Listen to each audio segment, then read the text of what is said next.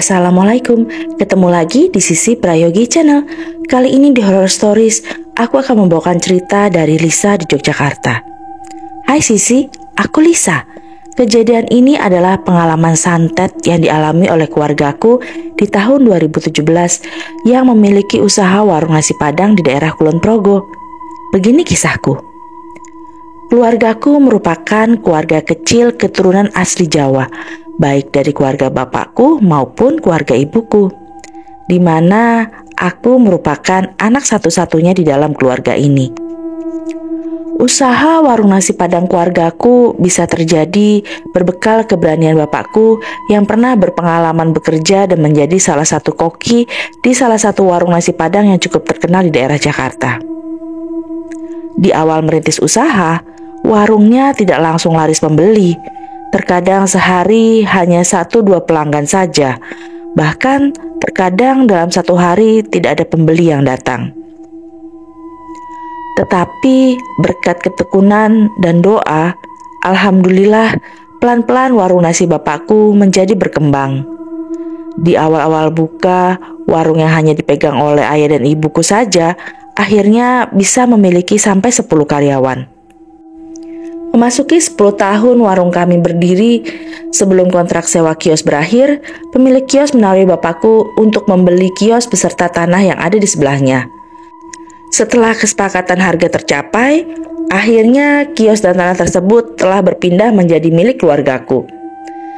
Dan akhirnya tanah di sebelah kios itu pun dibangun bapakku untuk menjadi tempat tinggal kami. Akhirnya usaha bertambah lancar karena bapak dan ibuku semakin tenang dan fokus berjualan. Karena sekarang kami tinggal di sebelah kios. Hingga tidak sampai setahun kemudian, bapakku pun akhirnya mendapatkan modal untuk membuka sebuah cabang di daerah Sleman. Selama setahun tinggal di rumah baruku, sejujurnya aku merasa kurang nyaman karena rumah tersebut berada di pinggir jalan sehingga jauh dari pemukiman penduduk. Sehari-hari aku yang anak tunggal hanya menghabiskan waktu di warung atau hanya menonton TV untuk membuang waktuku. Terlebih lagi di malam hari, semua terasa sepi, hanya suara kendaraan yang terdengar melintas di depan rumahku. Tetapi suatu malam, suatu keanehan terjadi. Rumah yang biasa sepi, tiba-tiba terdengar suara gonggongan anjing yang sangat keras dan bolak-balik di depan rumahku. Aku yang kaget terbangun. Ketika aku keluar kamar, ternyata bapak ibuku juga terbangun. "Anjing dari mana ya, Pak?" tanya aku. Karena seingatku di sekitar rumahku selama ini tidak ada yang memelihara anjing. "Coba diintip, Pak," pinta ibuku kepada satu-satunya lelaki yang ada di rumah ini. Dengan kondisi yang masih mengantuk, bapakku berjalan untuk membuka pintu rumah. Diikuti olehku dan ibuku yang penasaran di belakangnya. Ketika pintu dibuka, kami semua melihat ada seekor anjing yang saling berdiri di depan rumahku. Dan ketika bapakku melangkah keluar, kami pun melihat di depan warung kami ternyata ada anjing kedua. Anehnya, kedua anjing tersebut tiba-tiba diam berhenti menggonggong ketika kami semua keluar rumah. Dengan kesal, bapakku mengambil benda-benda yang ada di sekitar rumah lalu melempari anjing tersebut. Dan tiba-tiba kedua anjing tersebut langsung pergi. Kami semua melihat anjing itu pergi berencana untuk kembali ke dalam rumah. Sampai tiba-tiba ibuku berkata, "Pak, itu kok di depan rumah ada tanah? Kamu tadi ngelempar pakai apa? Kok banyak tanah di depan rumah?" tanya ibuku. "Itu cuma ambil pot di sana," jawab bapakku. "Yalah Pak, ya udah cuci kaki dulu. Ini bekas kaki Bapak sampai berbekas di lantai," kata ibuku sambil mengambil sapu untuk membersihkan lantai yang penuh dengan tanah. Esoknya pagi-pagi ibuku pergi ke warung untuk melihat pot yang dilempar bapakku. Tapi ibuku dibuat kaget karena pot yang dilempar itu pecah dan tanah yang dilempar itu terdapat bunga-bunga kuburan bercampur dengan beras kuning. Seketika ibuku merinding dan langsung membersihkannya. Suatu hari ada kejadian aneh yang kualami. Ketika sepulang sekolah, aku berencana mampir ke warung untuk makan siang. Aku kaget ketika aku turun dari angkutan, aku melihat warungku tutup. Aku bertanya-tanya, ada apa ini? Sepertinya hari ini tadi bapak dan ibu nggak ada bilang rencana warung libur. Dengan panik, aku bergegas menghampiri warung tersebut. Ketika sampai di depan warung, aku terdiam, memperhatikan warungku yang tutup dan sepi. Dan ketika aku hendak beranjak kembali ke arah rumah, tiba-tiba aku mendengar suara ibuku keluar dari warung. "Loh Lisa, kamu mau kemana? Dari tadi ngapain bengong depan warung? Kamu mau makan? Ayo masuk," kata ibuku. Aku yang kaget menengok ke arah asal suara. "Ibu?" kataku tercengang, karena aku masih yakin warung yang tadi aku lihat tutup ini ternyata buka seperti biasa. "Kamu tuh kenapa, Sa?" kata ibuku. Aku yang bingung melangkah pelan masuk ke dalam. Di dalam semua terlihat sepi sekali dan terasa berbeda. Di warung saat itu terasa aneh. Entah kenapa rasanya udara panas sekali. Sesak rasanya.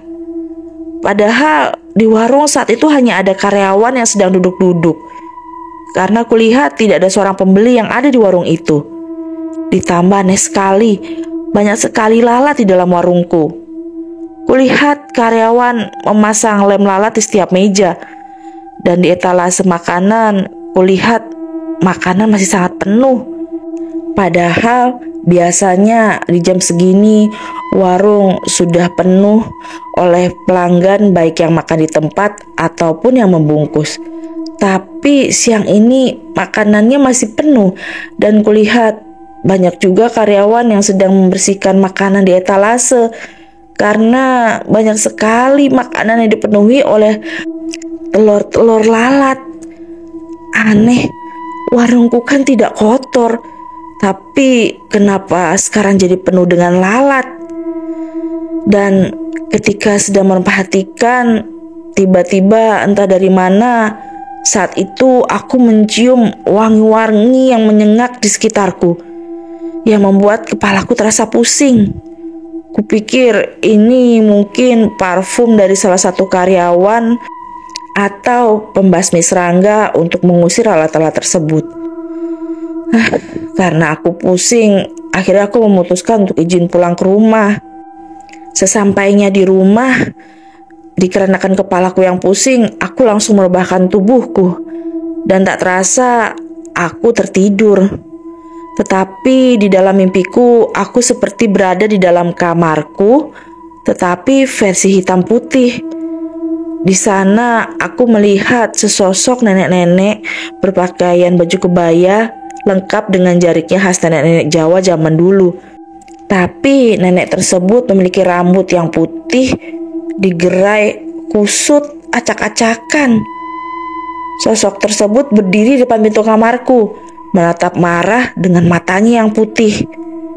Pelan sosok tersebut berjalan mendekatiku yang tertidur di kasur. Ketika semakin mendekat, sosok tersebut mencengkeram kakiku, menyeringai, memperlihatkan deretan giginya yang hitam dengan air liur yang terlihat hitam menetes basah, dingin tapi perih, menetes di kakiku dan di sekitar ujung kasurku. Seketika aku terbangun dengan nafas tersengal-sengal. Sekujur tubuhku basah. Tetapi aku bersyukur bahwa itu cuma mimpi. Setelah nafasku kembali teratur, aku mau pergi ke dapur mengambil minum. Tapi ketika aku gerakan kakiku kok terasa nyeri ya. Dan kulihat ada bekas cengkrama memerah di sekitar kakiku. Dan yang menakutkan, ada bekas-bekas cairan hitam di ujung-ujung jari kakiku. Refleks, aku langsung mengecek di ujung kasurku. Di sana aku melihat ada tetesan cairan hitam dan juga ada bekas tanah di sana. Aku yang takut langsung beralih keluar kamar untuk menyusul orang tuaku di warung. Tetapi ketika aku buka pintu, Aku melihat sosok nenek di dalam mimpiku berada tepat di depan kamarku. Seketika pandanganku kabur dan aku pingsan di pintu kamarku. Menjelang maghrib, kedua orang tuaku kembali dari warung.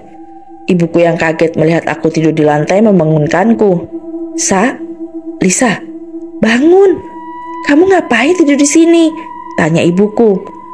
Aku yang pingsan perlahan-lahan mulai sadar. Ketika perlahan aku buka mata dan kulihat ibuku, aku langsung berteriak, "Ibu! Ibu!" Aku menangis sambil memeluk ibuku. Kamu kenapa?" Tanya ibuku panik. "Bu, tadi Lisa lihat setan, Bu," kataku sambil memperhatikan sekitar. Aku bangkit. Kulihat kakiku tiba-tiba kembali normal. Bekas cairan hitam itu hilang. Aku pun langsung mengecek ke kasurku. "Kamu kenapa, Nyari apa?" tanya ibuku. "Tadi ada cairan dan juga tanah, Bu, di kasurku," kataku menjelaskan. "Tapi ini kok semua udah bersih ya?" Cairan apa, "Tadi ada cairan hitam, Bu, kotor dan juga banyak tanah." "Ya udah, kamu mimpi kali. Udah sekarang kamu mandi, udah mau maghrib," kata ibuku. Malam harinya, selesai makan malam, aku kembali ke kamar. Malam itu di rumah hanya ada aku dan ibuku.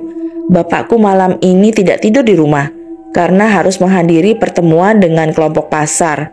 Sekalian setelahnya menemani karyawan yang bertugas mengambil pesanan warung setiap harinya dan baru pulang menjelang subuh. Di dalam kamar, aku merhatikan kembali kakiku. Apa benar ya tadi siang cuma mimpi, kataku dalam hati. Lalu sekitar jam 2 pagi, aku kembali terbangun. Kali ini aku dikagetkan dengan adanya suara seperti ada yang melempar batu di atas genting rumah. Ditambah tak lama kemudian terdengar suara langkah kaki yang berat bolak-balik di atas genting rumahku. Aku yang ketakutan berlari ke arah kamar kedua orang tuaku.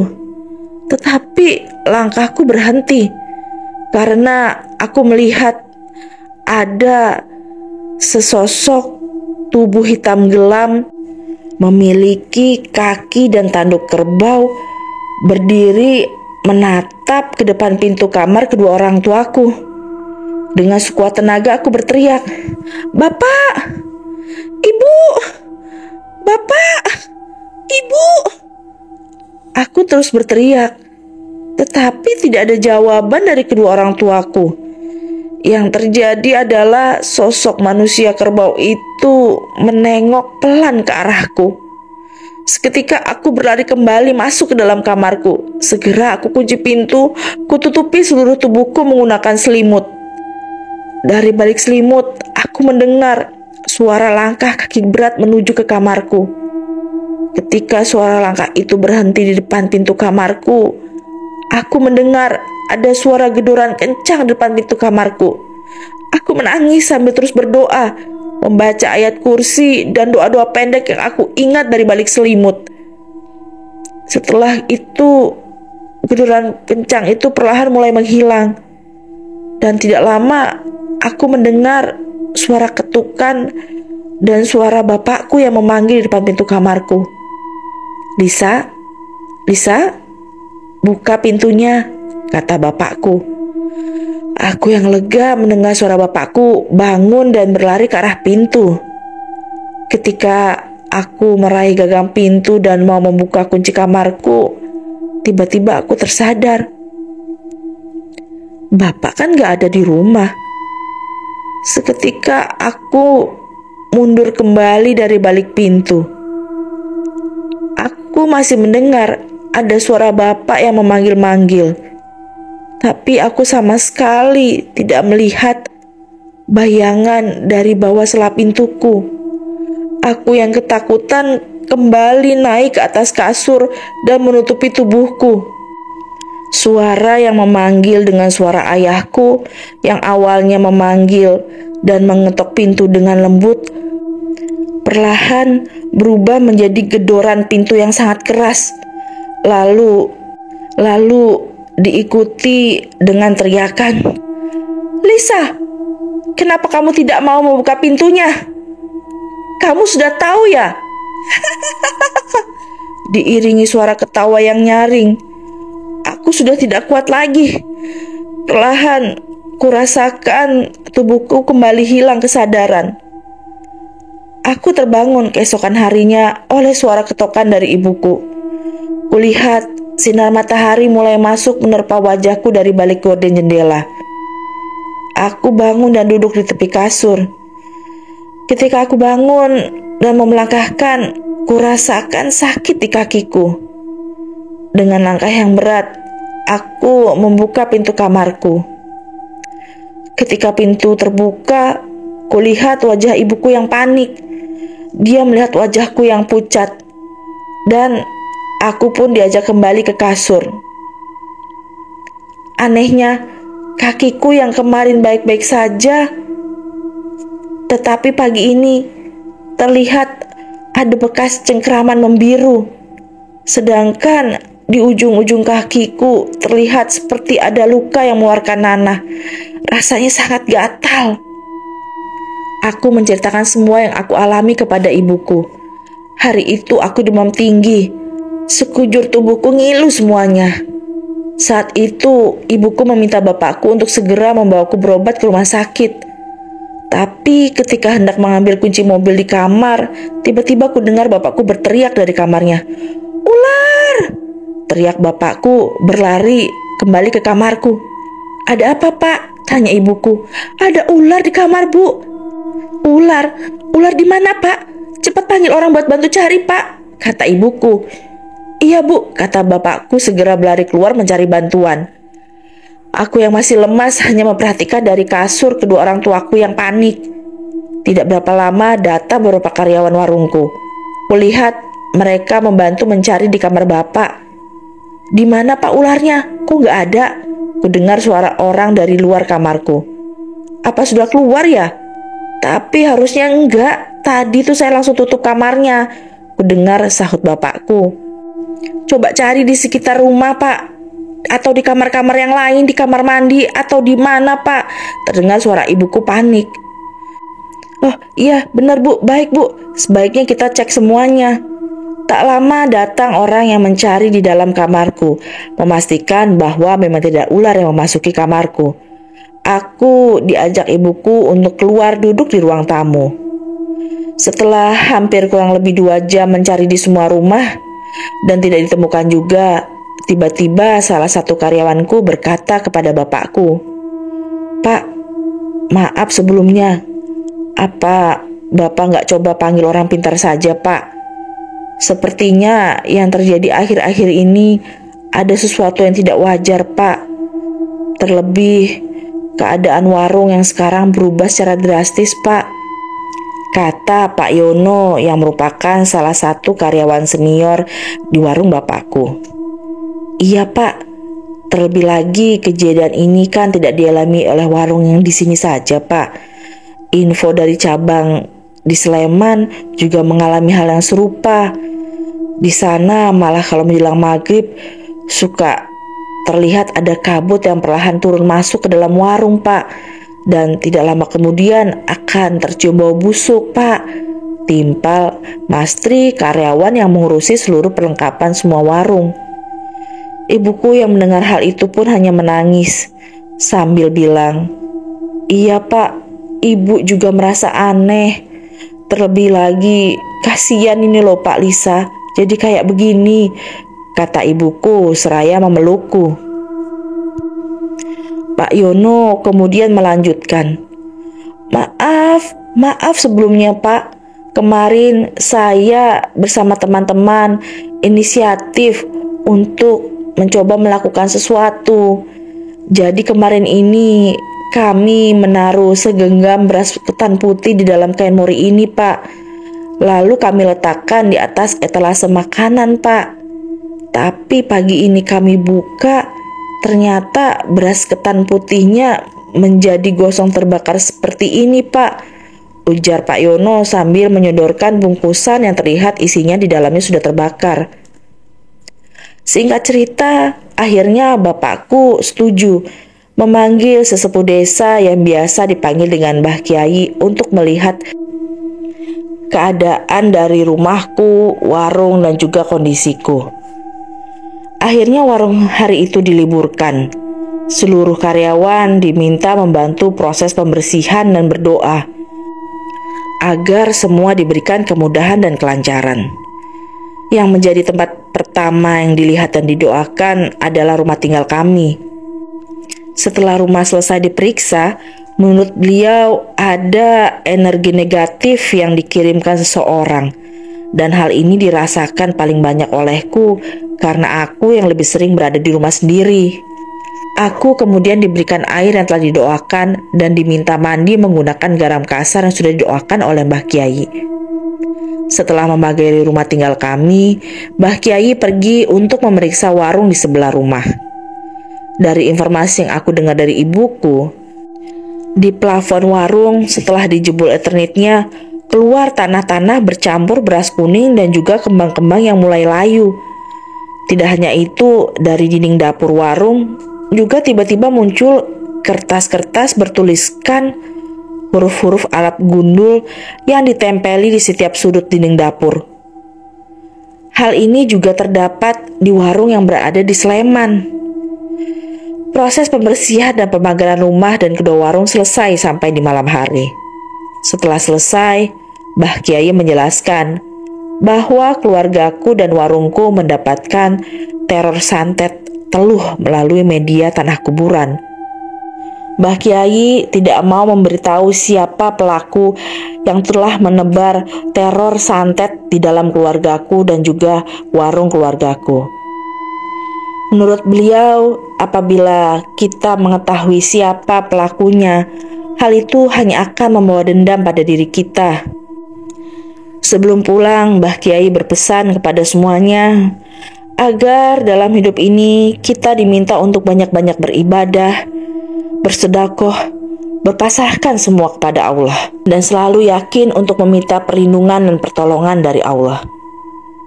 Oke, sekian cerita dari Lisa di Kulon Progo. Jangan lupa untuk like, komen, share, dan subscribe channel aku ya. Dan jangan lupa untuk selalu nyalakan tombol loncengnya agar kalian tahu kalau aku update video-video terbaru. Oh iya, kalau kalian ada pengalaman mistis dan ingin ceritanya dibacakan di video aku, silakan kirim email ke podcastsisi@gmail.com. Assalamualaikum. Cah.